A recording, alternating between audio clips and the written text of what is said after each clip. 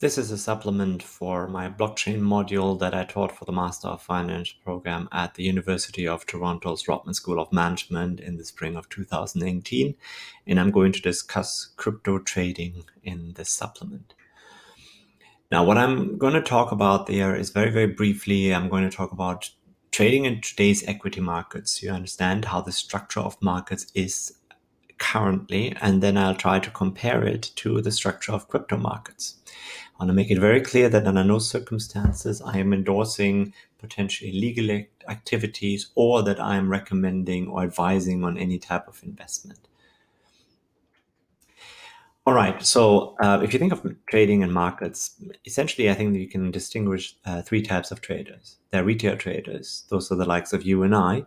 Institutional traders, those are traders that usually invest money on behalf of customers. There could be hedge funds that usually invest on behalf of large customers, or there could be something like Vanguard that invest money on behalf of institutions like pension funds or of individuals when they sell mutual funds. And finally, there are pro traders. These are market makers, entities that usually trade for short-term intraday trading benefit.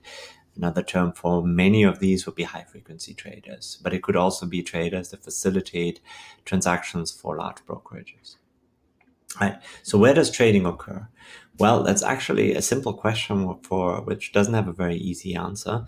Of course, there are exchanges. If you think of the US, you have NASDAQ, the New York Stock Exchange. There's also not names of firms that are not quite so much, household names, but that are very important and carry a large level of activity. For instance, there's BATS, Better Alternative Trading System, which is currently owned by Cboe. There are also so-called wholesalers. I'm going to come to those in a second. There are dark pools. Famous ones are Liquidnet and Instinet. And there are broker internalizers. So those are basically just the major brokerages as you know them. Overall, in the US, there are, 2,000, upwards of 2,000 different marketplace trading systems. If you go by marketplace identifiers, that FINRA has issued. It's a staggering number. Now, how does trading actually work? Well, we start with exchanges. And exchanges, basically what they are is they're an electronic matching system where people send buy and sell orders to the system. If somebody is willing to pay more than what somebody else wants to have in exchange for a stock, a trade occurs. Now, these markets operate what's referred to as a limit order book. These are public books which are visible to those who are willing to pay the subscription fees of the data for the data. They're so-called wholesalers. I'm going to come to those in a second. Essentially, what happens is they receive an order and then fill it. There are so-called dark pools. Dark pools share similarities with exchanges in that they maintain an order book of orders, except that this order book is not visible, and in many cases also the price at which trades occur are related to the public exchanges, not necessarily to prices that are in the dark pool. Depends on the mechanism that they have. And finally, the broker internalizers. And broker internalizations occur essentially if a broker decides that they want to fill an order out of its own inventory or out of orders that they're currently executing on behalf of a client. Now, how do you access the market? This is actually something that people don't fully understand often. You have, say, retail traders, you have institutions, and have pro traders, and they all access the market in slightly different ways. Now, retail traders, institutions commonly access markets through a brokerage. In fact, the brokerage takes a large part of the decisions on behalf of their client. In other words, even a sophisticated trading firm like a quant fund like Hillsdale or AQR oftentimes needs to rely on the broker for the executions. Now, the broker then makes a decision where to send an order. Let's say they sent it to an exchange like NASDAQ. Pro traders, well, for them, there's a separate set of rules. Usually the way we think about them is they access the market directly and do their trading directly. And I'll come back to that in a second. Now, how does retail trading work in Canada? Again, as a retail trader, you send your order to your broker and instruct your broker to either buy or sell securities for you. And then it's the broker's choice which market they access. In other words, retail traders commonly don't have a choice whether the broker sends the order to NASDAQ, the TSX, or NEO. You can find it out from your broker, but you usually don't have a choice. Now, an important rule is that the broker has to send the order to the market which offers the current best price. It's a little bit of a subtle rule. Essentially, what the rule says is that the best price order is protected. It has to be executed first, and the brokers have to respect that rule. Likewise, the exchanges have to respect that rule. In the US, things work slightly differently. Say our client here wants to send it to one of the largest brokers, which is TD Ameritrade, one of the largest American brokers, was named Toronto Dominion. Now, what the broker does, and normally would assume, sends the order to an exchange such as Nasdaq, NYSE, or BATS, but that actually happens only for limit orders. When you send a market order to your broker, what usually will happen is that your broker sends it to a so-called wholesaler, and that wholesaler then fills the order. Now, usually your broker and the wholesaler have a payment for order flow arrangement, meaning that the wholesaler pays TD Ameritrade for sending your marketable order to that venue. Now, I want to just briefly mention that in Europe, there's no such thing as the best price obligation, which has an implication in that markets are actually not necessarily electronically linked. At least there's no mandatory linkage of markets. Europe has something called the best execution obligation, which also exists in North America, but that is slightly looser. I'd be happy to discuss the details in class. Now, let's look at institutional trading in the US. Institutions have a lot of opportunities and a lot of possibilities. Now, if, for instance, Vanguard instructs Goldman Sachs to do a trade, what Goldman Sachs does is they usually manage this order on behalf of Vanguard. Now, often Vanguard would want to trade really large orders, I think 100,000 or million shares.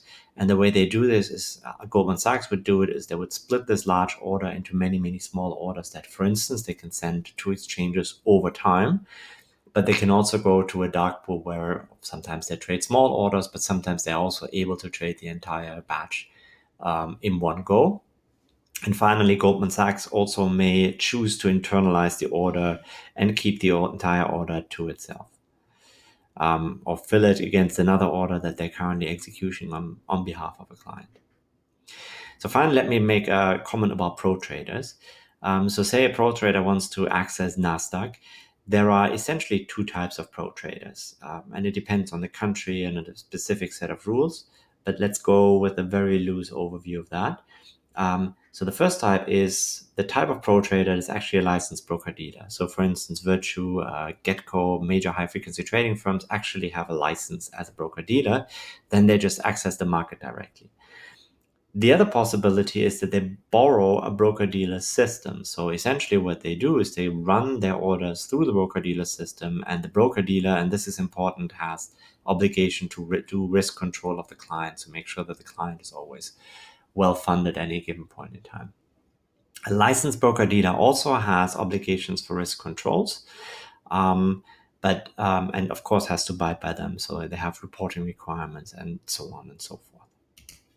Now, the big message here is that this is actually a relatively complex system. For retail traders, for individuals, it's important to know that you don't access the market directly. It's a choice of your broker, and the brokers therefore take many decisions on your behalf.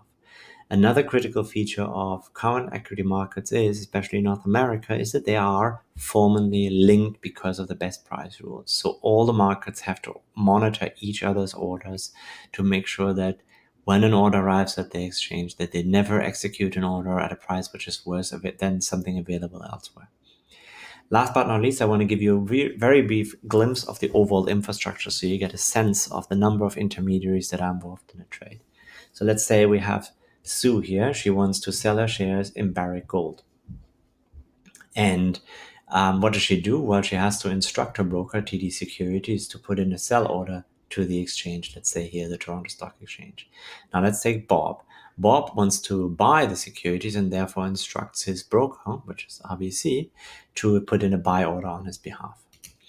RBC, let's say, doesn't use its own system. That's actually not true. They have their own systems, but let's say they wouldn't.